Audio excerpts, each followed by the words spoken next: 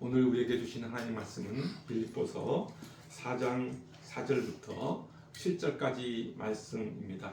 우리 다 함께 읽어보겠습니다. 시작. 주 안에서 항상 기뻐하라. 내가 다시 말하노니 기뻐하라. 너희 관용을 모든 사람에게 알게 하라. 주께서 가까우시니라. 아무것도 염려하지 말고 다만 모든 일에 기도와 간구로 너희 구할 것을 감사함으로 하나님께 아뢰라. 그리하면 모든 지각에 뛰어난 하나님의 평강이 그리스도 예수 안에서 너희 마음과 생각을 지키시리라. 아멘. 2024년이 저물어가고 있습니다. 그야말로 올 한 해는 다사다난했던 한 해였습니다.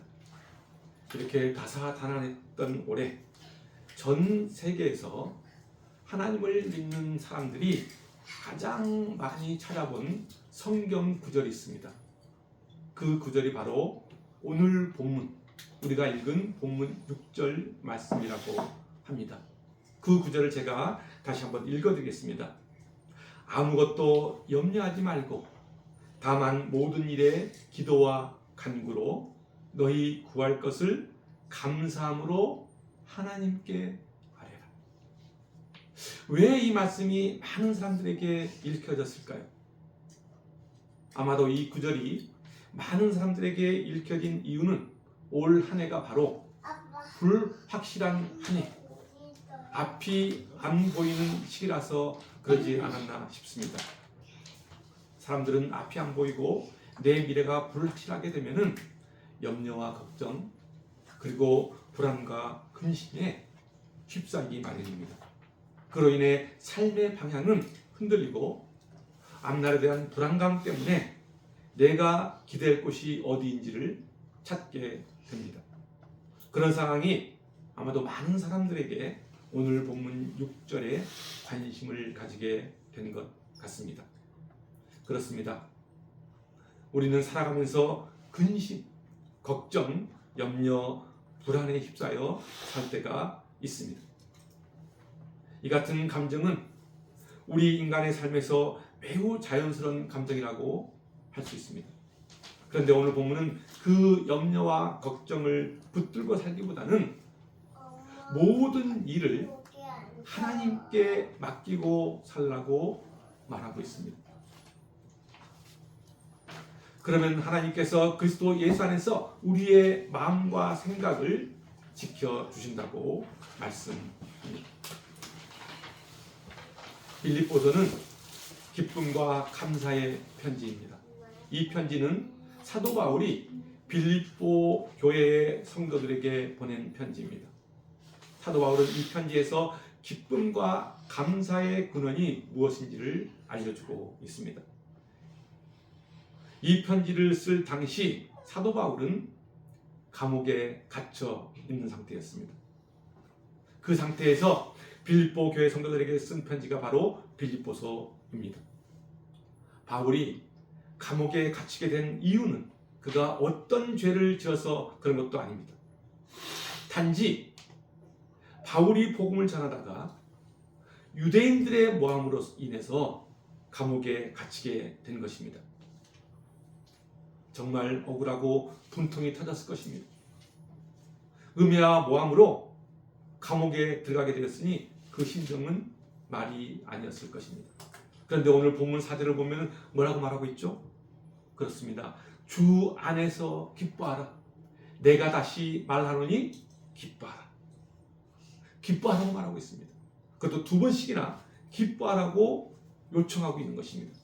어디에서요? 주 안에서. 한번 생각해 보십시오.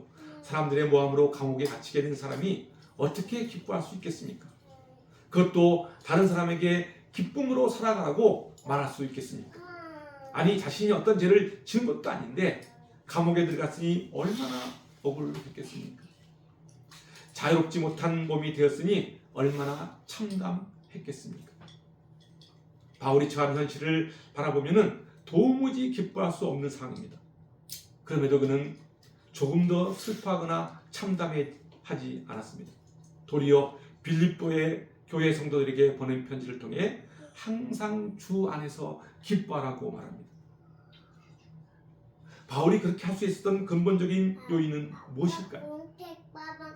여기서 우리는 한 가지 기억해야 할 사실이 있습니다. 그것은 바로 주 안에서입니다. 주 안에 있다는 말이 무슨 말입니까? 늘 주님과 동행하며 살아간다는 말입니다. 여기서 동행한다는 말의 그 뜻이 무엇일까요?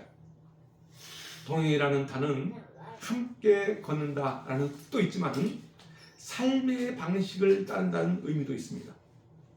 그러니까 동행은 단지 공간의 개념만이 아니고 마음과 마음이 함께하고 더 나아가 내 삶이 하나님의 방식을 따르는 것을 의미합니다.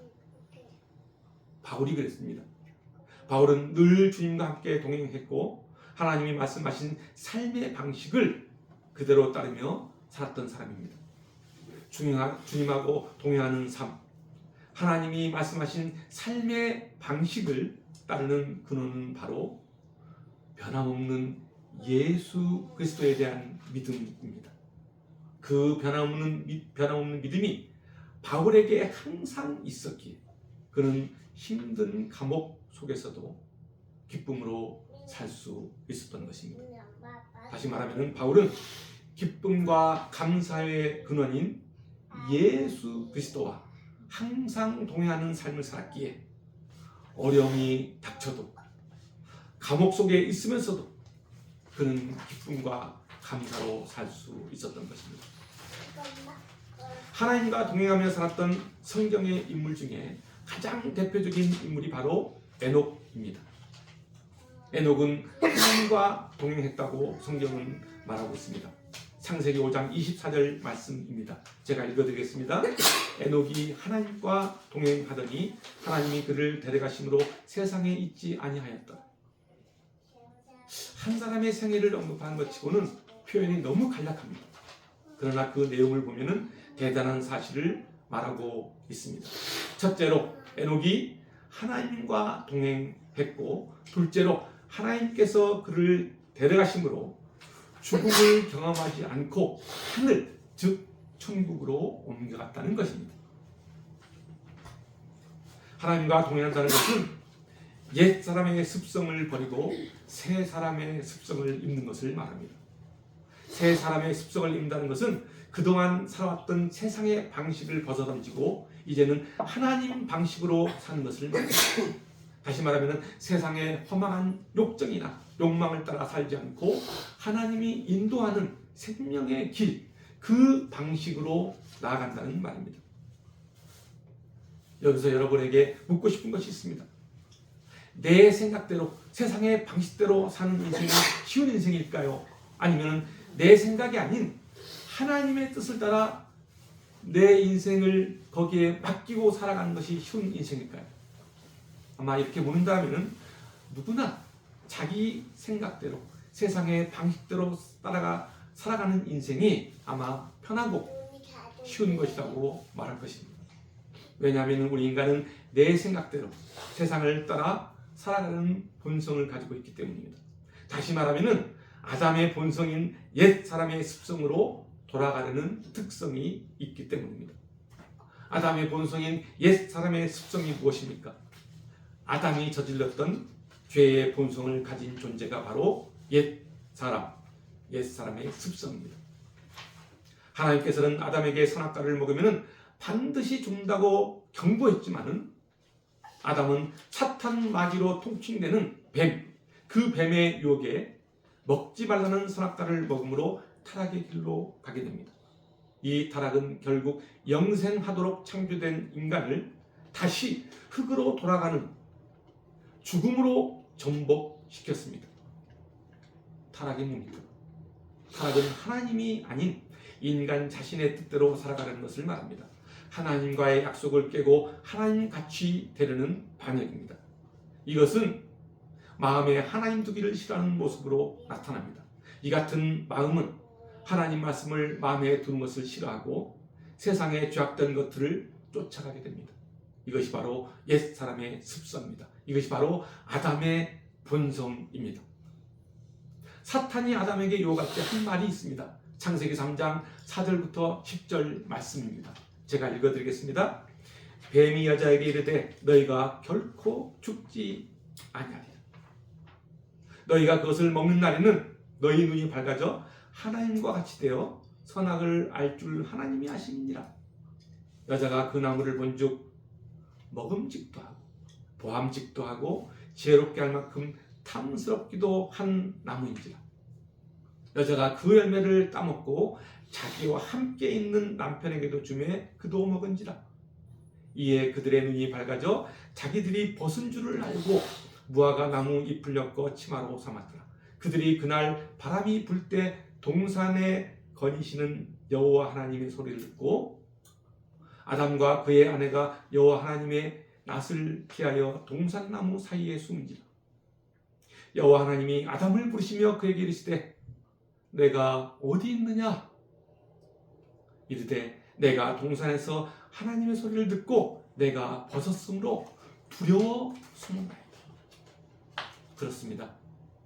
사탄은 너희가 선악과를 먹으면 죽지도 않고 눈이 밝아진다고 유혹합니다. 심지어 하나님과 같이 된다고 거짓말까지 합니다. 그런데 어떻게 되었습니까? 눈이 밝아졌는데 자신이 벗은 줄 알고 부끄러워진 겁니다. 그런데 그때 하나님 부르자 그 소리를 듣고 두려워 숨습니다. 왜 숨었을까요? 부끄럽고 두려워서 숨었습니다. 하나님이 먹지 말라고 했던 선악과를 먹은 죄 때문에, 하나님이 계명에 불순종한 죄 때문에 부끄럽고 두려웠던 것입니다.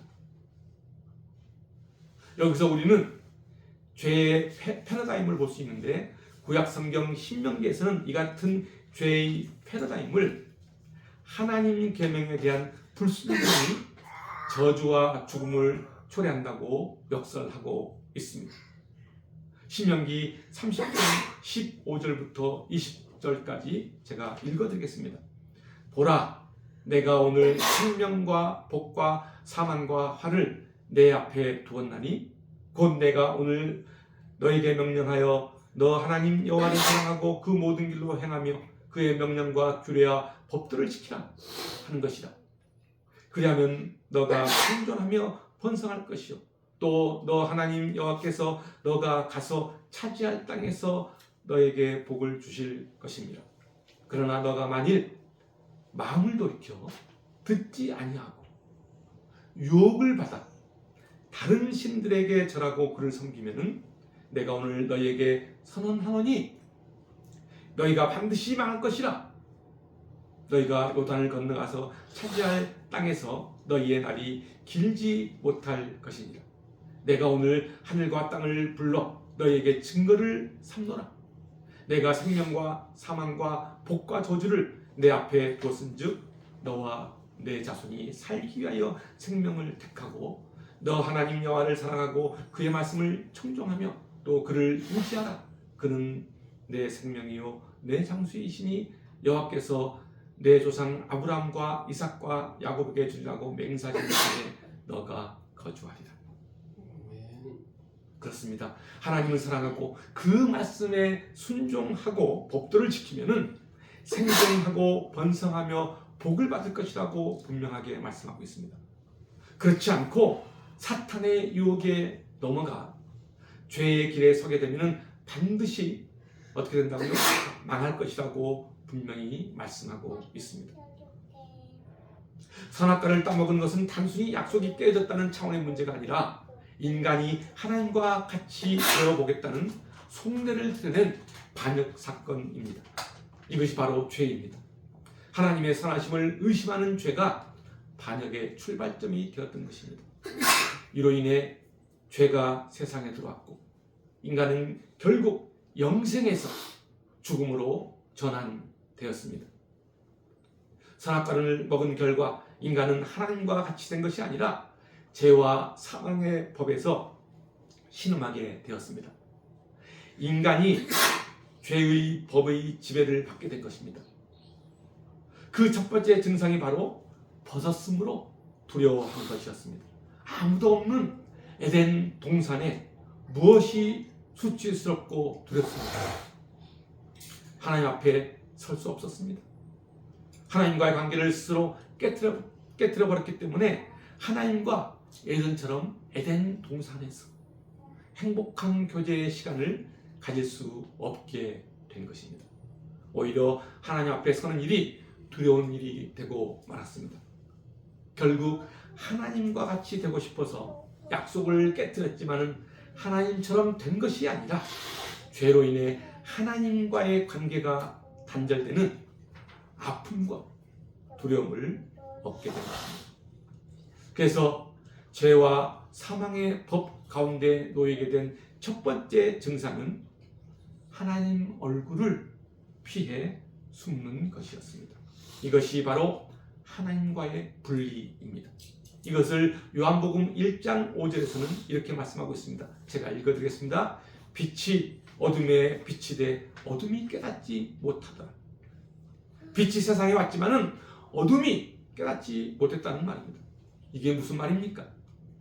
죄가 세상에 들어온 결과 타락한 인간들이 어두움 가운데 사는 것을 빛 가운데 사는 것보다 더 좋아하는 이상한 모습이 되고 말았다는 것입니다. 이것이 죄가 세상에 들어온 전형적인 증상입니다. 죄가 들어온 사람은 그 안에 하나님을 섬기는 것이 아니고 하나님 대신에 돈을 더 사랑하고 육체적인 쾌락을 따라 살아가고 자신의 본능과 탐심을 추구하며 살아갑니다. 이것이 바로 어둠 가운데 사는 모습입니다. 이것이 바로 아담의 죄성이며 타락한 인간들의 안타까운 현실입니다. 우리 모두는 언젠가 세상을 떠나 죽음을 맞이하게 됩니다. 그런데 더 분명한 것은 죽음 뒤에는 하나님의 심판이 있다는 사실을 꼭 기억해야 합니다. 얼마 전 한강이라는 작가가 한국인 최초로 노벨 문학상을 수상했습니다. 참 국가적인 경사라고 할 수 있습니다. 그런데 이 노벨상이 어떻게 만들어졌는지 아십니까? 다이너마이트를 발명하여 세계적인 부자가 된 알프레드 노벨에 의해 만들어졌습니다. 그 사건을 들여다보면 이렇습니다. 다이너마이트를 발명하여 세계적인 부자가 된 알프레드 노벨이 프랑스를 여행하고 있을 때였습니다. 그는 호텔 자기 방에 배달된 신문 기사를 보고는 깜짝 놀랐습니다. 신문에는 알프레드 노벨 사망이라는 기사가 실려 있었기 때문입니다.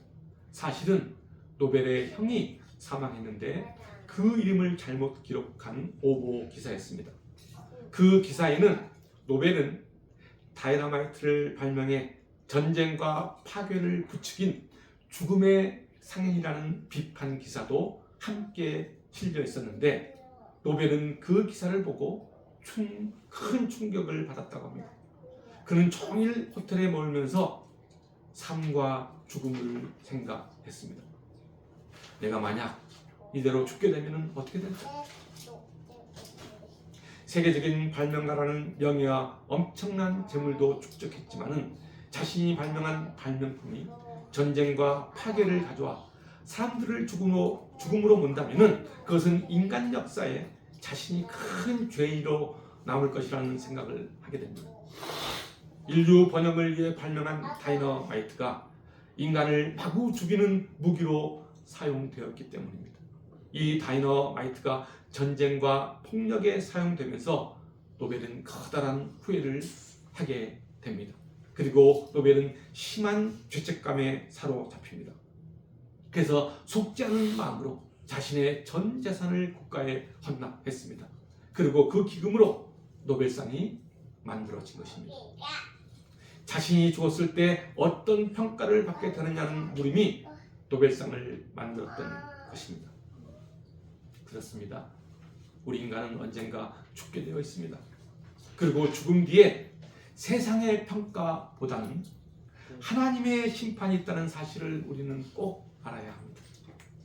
우리가 오늘 본문에서 주목해야 할 것이 바로 항상이라는 단어와 기쁨이라는 단어입니다. 우리가 인생을 살다 보면 기쁜 일도 있고 슬픈 일도 있고 괴로운 일도 있습니다. 그래서 우리는 시시때때로 기뻐할 수는 있지만은 항상 기뻐하며 살아갈 수는 없습니다. 항상 기뻐한다는 것은 인간적으로 불가능한 일입니다. 과거의 아픔이 나를 짓누를 때도 있고 각종 실패와 질병 그리고 인간관계의 어려움과 사랑하는 사람의 죽음, 억울한 일 등이 우리의 인생에 먹구름처럼 다가올 때가 있기 때문입니다. 여기서 우리는 중요한 사실을 기억해야 합니다. 우리가 이 땅에서 믿음의 성도로 살아가면서 하나님이 우리를 보호하신다는 정도의 믿음으로 살아간다면 가끔은 감사하고 가끔은 기뻐하며 살아갈 수 있습니다. 그런데 그 이상은 아닙니다. 다시 말하면 항상 감사하며 기쁨으로 살아갈 수는 없다는 말입니다. 그런 사람은 자신의 인생을 짓누르는 고통이나 질병 또는 각종 실패와 억울한 일이 닥치면 또 다시 나락으로 떨어져 하나님을 원망하고 하나님을 떠날 가능성이 높습니다. 그러나 하나님이 죄악으로 지옥으로 갈 수밖에 없는 우리들을 위해 이 땅에 당신의 독생자 예수 그리스도를 보내셔서 우리를 위해 대신 죽게 하시고 십자가의 보혈로 우리를 죄와 사망에서 구원해 주셨다는 은혜가 얼마나 크고 놀라운지를 깊이 새기며 그 십자가의 믿음으로 살아가는 사람은 언제나 감사와 기쁨을 누리며 살 수 있습니다. 그래서 잠언 4장 23절에서는 이렇게 말하고 있습니다. 모든 지킬 만한 것 중에 더욱 너 마음을 지키라. 생명의 근원이 이에서 남이니라. 그렇습니다. 살다 보면 우리의 마음을 공격하는 많은 것들이 있습니다. 그런 것들로부터 우리의 마음을 철저히 지켜야 합니다. 그런데 그 마음을 지키는 것이 쉽지가 않습니다. 그렇다면 모든 지킬 만한 것 가운데 마음을 지키는 것은 무엇일까요? 바로 예수 그리스도입니다. 오늘 본문 7절을 보면은 하나님의 평강이 그리스도 예수 안에서 너희 마음과 생각을 지키시리라 라고 말하고 있습니다. 이 말이 무슨 말입니까? 한마디로 항상 예수 안에서 살라는 말입니다. 우리는 세상을 살다 보면 시시때때로 사탄의 유혹이 우리의 생각에 혼란을 가져오고 구멍이 생기도록 만듭니다. 선악과 같은 세상의 것들이 우리에게 먹음직하게 보이기도 하고 보암직도 하고 탐스럽게 보이게 유혹하기도 합니다. 그럴 때마다 우리는 예수 그리스도의 십자가의 은혜를 바라보아야 합니다. 내 눈과 마음이 육체적인 정력과 안목의 정력과 이생의 자랑으로 쏠리면 그 즉시 내 마음을 다시 하나님께로 돌려야 합니다. 예수 그리스도의 십자가를 바라보아야 합니다.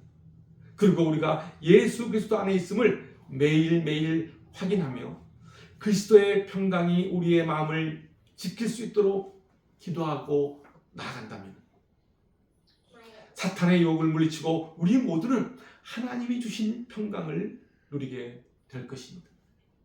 그 평강은 우리에게 항상 감사와 기쁨으로 살아가도록 이끌 것입니다. 사랑하는 성도 여러분, 여러분 모두가 여러분의 시선이, 여러분의 생각이, 여러분의 마음이 항상 하나님을 향하기를 소망합니다. 하나님과 동행하시기를 소망합니다. 그래서 여러분 모두가 주 안에서 마음과 생각을 지켜 기쁨과 감사함으로 살아가는 여러분의 인생이 되시기를 주님의 이름으로 축원드립니다. 기도하겠습니다.